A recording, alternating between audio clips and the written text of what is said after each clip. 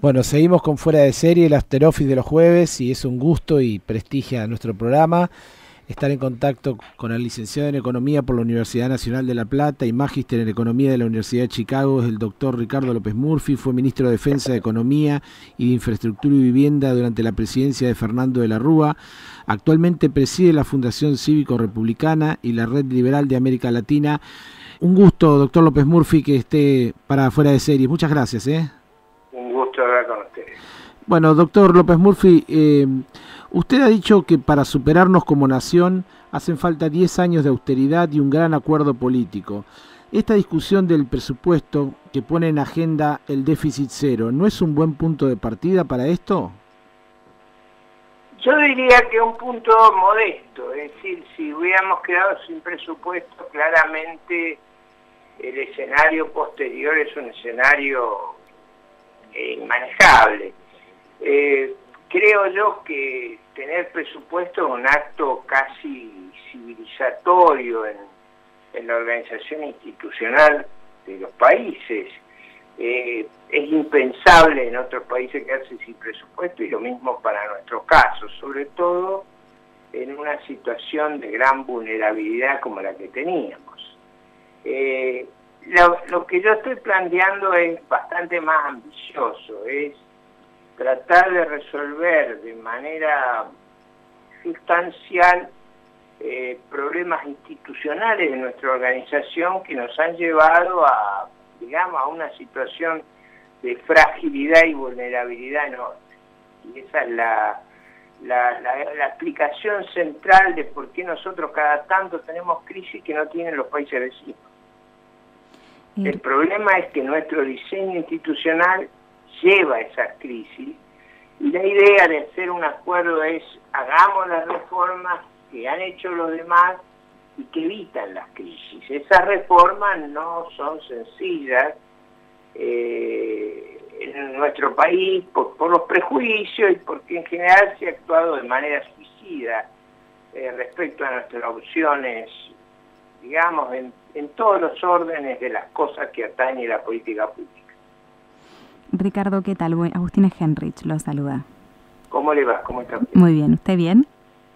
Muy bien, por suerte. Me alegro. Ricardo, una consulta. ¿Por qué parece que para un sector de la sociedad son como un poco antipáticas las políticas de austeridad cuando, si vamos a un ejemplo normal, cotidiano, en un hogar, cuando se gasta más de lo que ingresa, en algún momento uno termina viviendo de prestado? Austeridad tendría que ser interpretado como lo hace usted, en el sentido que no vamos a poder tener déficit. ¿Por qué no vamos a poder tener déficit? Por la siguiente razón: Argentina del 2020 en adelante, y sobre todo del 2021 en adelante, va a tener que ir a los mercados a renovar su deuda, que no es muy grande, pero es una deuda que hay que renovarla, tanto interna como externamente, y va a tener que colocar deuda para devolver los préstamos de emergencia que le hicieron los organismos multilaterales. Ese esfuerzo yo no lo veo factible bajo otro entorno que un balance presupuestario, más otra dificultad que tenemos, que a veces pasa escondida, es que nuestro país prácticamente no tiene reservas internacionales. Casi todas las que tiene son prestadas. Entonces, ese fenómeno de capitalizar al país, o sea, de bajar en términos del PBI la deuda y de generar reservas internacionales en la autoridad monetaria, es un desafío de 10 años, no es un desafío breve, porque imagínense que para llegar a reservas que estuvieran en el extremo inferior de los países que nos rodean, estamos hablando de reservas en el orden de 70.000 millones de dólares. Conseguir 70.000 millones de dólares en 10 años nos implica ganar todos los años 7.000 millones. Eso ya es un número muy grande. A eso hay que agregar renovar la deuda que vence y colocar nueva deuda para pagar la deuda de los multilaterales. Yo no veo espacio para ninguna deuda adicional. Doctor López Murphy, ¿cómo hacer para separar de la mente de los argentinos los conceptos liberales de las políticas que se hicieron llamar liberalismo en los 80 y los 90? Bueno, en realidad acá no hubo un programa liberal en el sentido sentido lato del término. No lo hubo, obviamente, en la economía militar porque era inconsistente ello. Pero no lo hubo tampoco en el sentido más amplio del término en la década del 90. Y le cito dos casos que son muy, muy notorios a mi gusto. Uno es el caso de toda la legislación sindical y todas las regulaciones del mercado de trabajo, que eran muy inconsistentes con el programa de la convertibilidad. Y en segundo lugar, la ley de licitación y contrataciones públicas, lo que se llamaba la patria contratista y lo que explota con los cuadernos. Porque con los cuadernos se descubre quién actuó con características delictivas, pero ese régimen cartelizado de no competencia, de abuso de precio, existió siempre y no se pudo reformar en gran medida por esa mentalidad anticompetitiva, antiliberal que tiene nuestra élite empresaria y nuestra élite política. Y en cuanto a la situación económica recesiva que estamos viviendo, que vemos que hay un alto grado de inflación, denominado estanflación, en ese escenario, ¿cuáles son las posibilidades que tenemos más a mano para estimular la inversión, el consumo y las exportaciones, sobre todo esas inversiones que nunca llegaron también? Bueno, que no podían llegar, porque cuando usted tiene un déficit muy grande, una presión tributaria extravagante, una necesidad de colocar deuda pública 40, 45 mil millones de dólares anuales, adicionales a renovar la que tienen, en esas condiciones no hay ningún espacio para la inversión. ¿En qué condiciones vienen las inversiones? Vienen cuando usted tiene un escenario fiscal razonable, ha logrado poner impuestos que tengan que ver con cierta racionalidad, con los vecinos e históricas. Nuestros impuestos hoy por hoy son los más elevados de toda nuestra historia, y yo diría el atraso cambiario así inviable que venía en la inversión. Yo creo que eso todo fue mal pensado y mal diagnosticado. La inversión va a venir cuando haya más ahorro doméstico, más inversión doméstica, haya disciplina fiscal, haya reglas tributarias previsibles, haya un marco laboral pro empleo y pro crecimiento, no un marco laboral anti-empleo y anti-crecimiento, y que sobre todo usted observe, mire lo que yo miraría si fuera un inversor extranjero. Yo miraría cómo le va a las pymes, cómo le va a los innovadores, cómo le va a los que tienen que competir fuertemente. Porque todo inversor extranjero va a venir con la idea de que lo que mejor puede aspirar es que le vaya como a las pymes. En ese contexto es muy difícil que se creen esas condiciones cuando la actitud general de la política, y acá excede al gobierno, de la política es muy anti empleo productivo, muy anti empresa, muy anti inversión. Es decir, ¿qué preserva la política nuestra? Preserva el gasto corriente del sector público, preserva todos los mecanismos clientelares, y la forma de corregir sus desvaríos y sus excesos es subir brutalmente los impuestos sobre el sector productivo, sobre el sector privado. Eso a mí no me parece viable hacia el futuro, no me parece que con esa política. Imagínese que usted va a traer inversiones y les dice: tenemos la presión tributaria más alta de nuestra historia, no hemos reducido el gasto, tenemos una legislación laboral y sindical que hace casi imposible el trabajo productivo, carecemos de la mínima infraestructura, tenemos un nivel de conflicto y de violación de orden público que está todo el día tomada la ciudad de Buenos Aires. ¿Cuán persuasivo sería ese gobierno con los inversores extranjeros? ¿Qué le parece a usted? Y no. La verdad que poniéndonos en su lugar, no. Nosotros vamos a recibir, y hay muchas razones por las cuales el país le vendría muy bien que tuviera una oleada de inversiones de los países vecinos, extranjeras. Le vendría muy bien porque obviamente tenemos que crear trabajo genuino y generar más productividad y una base económica más sólida. pero me da la sensación que no estamos haciendo lo que hay que hacer para marchar en esa dirección. Sobre todo no lo estamos haciendo mediáticamente. O sea, si usted, yo sigo con mucho cuidado, sin intervenir, los debates mediáticos, televisivos, y usted ahí lo que nota cuando los mira es una actitud muy, muy anti-empresa, anti-inversión, anti-producción, anti-productividad. Es difícil crear el clima que favorezca esta transformación. Si a las empresas pymes de Argentina le va bien, van a venir muchos inversores extranjeros. Si les va mal, no van a venir. Ese es un punto claro. ¿Con la comunicación se refiere a por parte del gobierno, por parte de los medios de comunicación, de todos? Me refiero en general, refiero a la cultura prevaleciente. Es decir, la cultura prevaleciente, yo no encuentro a nadie diciendo el gasto público pasó de 12 puntos de producto en el gobierno central, en el gobierno nacional, a 24. Bueno, no, eso es intolerable. ¿Qué es lo que dice el gobierno? Bueno, tratemos de que sea 2 puntos por baja de gasto y 10 por aumento de impuestos. Y eso parece una política de corrección, de ajuste. Ni empezamos por ahí. Ese punto lo noto yo en toda la opinión pública, ¿no?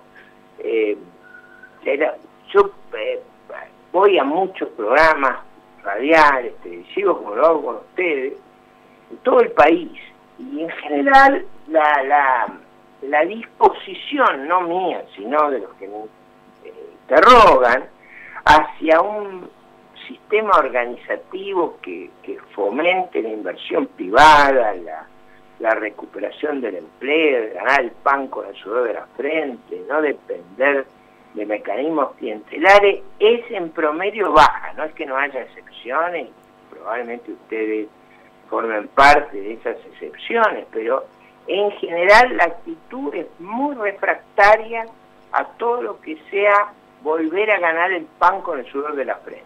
Siempre la pregunta es, ¿quiere quitar los planes? O sea, ¿quiere arreglar? ¿Quiere hacer que las jubilaciones sean con más años de aporte? O sea, como es en otros países, y en general hay una gran resistencia a eso. Claro, falta cultura del trabajo. Bueno, fíjese, vamos a un ejemplo que a mí me impacta. Nuestras leyes implican que tenemos que tener alrededor de 190 días de clase. Hace muchos años que no los tenemos. En muchas provincias argentinas se tienen la mitad de esos días. Ha sido fuera de, digamos, de la imaginación que los gobiernos impongan reglas que obliguen a prestar el servicio, o sea, o a reemplazar a los que no lo prestan. Ese tema no está en la agenda, ¿se da cuenta usted? Sí, sí. O sea, usted no solo no presta el servicio, sino que impide que lo preste otro. La traba que hay allí, como hay en el sistema de salud, como lo hay en la administración de los 3 niveles de gobierno, el personal, que era 2 millones de trabajadores públicos en el año 2000, ha pasado a ser ahora, 20 años después, alrededor de 4 millones. Eso la economía nuestra no lo aguanta. Doctor López Murphy, hace momentos decía que hace falta inversión en producción, pero el mercado tiene unas tasas de interés altas y no solo financiarse es caro, sino que en muchos casos invertir en tasas es más rentable que producir. Le pregunto, ¿hay algunas medidas concretas, viables o posibles para bajar la tasa de interés? Bueno, ahí hay dos cosas que hay que entender. ¿Quién se lleva todo el crédito que hay? ¿Por qué las tasas son tan altas? Yo tengo un candidato central. El Estado toma todo lo que hay. Ajá. Entonces, la única manera de que usted tenga tasas más razonables es no tener este Estado que es como un gargantúa, que se absorbe todo lo que hay. La segunda es que probablemente en el diseño de la política económica hubiera sido mucho mejor que en vez de dejar caer el dólar de 42, 41, 40 a 35, hubieran empezado a comprar a 40, y en vez de tener unas tasas tan extravagantes, hubiéramos tenido tasas más bajas y un dólar más alto. Eso hubiera sido mucho mejor a mi criterio. Ricardo, en la Argentina también, por otro lado, hay más allá del problema de la falta de cultura del trabajo que decíamos, hay un importante sector que trabaja en negro o tiene trabajos informales. ¿Qué hacer para aumentar esa productividad? Más allá de que hay que fomentar... No, ese es un punto crucial. Usted sabe que hay tanta gente trabajando en blanco como en negro. Ese es un punto crucial y parte de la reforma laboral es facilitarle a las pymes, porque ¿dónde está esa gente? Está en pequeña y mediana empresa. Claro. Facilitarle que los legalicen. A usted no le puede pedir que los legalicen con los impuestos que hay. La legalización con los impuestos que hay es inviable. Por eso bajar los impuestos al uso de mano de obra me parece que es el primer paso para que toda esa gente vuelva a un mercado formal, un mundo donde pueda recibir además todas las prestaciones sociales, pero eso no es factible con estos niveles de impuestos, no hay forma, porque en general lo que a veces no se percibe es que el trabajo informal es parte por su baja productividad. Ahora, su baja productividad es porque hay poco capital que coopera con ellos. ¿Por qué hay poco capital? Porque donde se nota y se registra que con una actividad de envergadura, la persecución de los organismos oficiales hacen inviable el empleo en negro. Por eso siempre tiene que ser algo oculta, algo pequeño, pero eso es muy baja productividad. Por eso cambiar esas reglas es tan vital para el futuro. Yo creo que cambiar la legislación impositiva sobre el trabajo y la legislación laboral es casi esencial para que las pymes nuestras le vayan bien. Y acuérdese cómo es mi cálculo. Va a haber inversión extranjera muy grande si a las pymes nuestras le va bien. Doctor Ricardo López Murphy, le queremos agradecer muchísimo esta entrevista y todos los conceptos que nos ha dejado. Un gusto hablar con ustedes. Hasta luego. Gracias, Ricardo. Era el ex ministro de Defensa y Economía y de Infraestructura y Vivienda de la presidencia de Fernando de la Rúa, actual presidente de Fundación Cívico Republicana y de la Red Liberal de América Latina, el señor Ricardo López Murphy. Y te voy a dejar el resumen económico a vos, Balta. Bueno, muchas cosas, Agus, y siempre tratamos de tener gente que de alguna manera toque los temas que nos ocurren en el país. Lo hicimos con los anteriores bloques y sobre todo con este.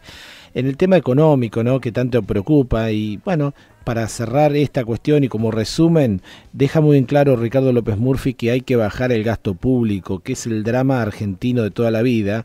Por eso cada 10 años tenemos una crisis fiscal como la que estamos viviendo en estos momentos. Por eso hay una presión muy importante y un gran esfuerzo para el déficit cero, que en definitiva lo estaba padeciendo todos los argentinos, tener un presupuesto equilibrado, lo que hoy en día el gobierno está discutiendo en medio de la batalla con los gobernadores, con muchos sectores que en definitiva, por supuesto, están en desacuerdo con esto. Y la otra cuestión trascendente tiene que ver con que más allá de los programas económicos que debiera encarar la Argentina, lo que necesita es un diseño institucional republicano. Así lo dejó en claro López Murphy, para de esa manera poder dar señales al mundo de credibilidad y como único remedio para poder captar inversiones que hoy están faltando.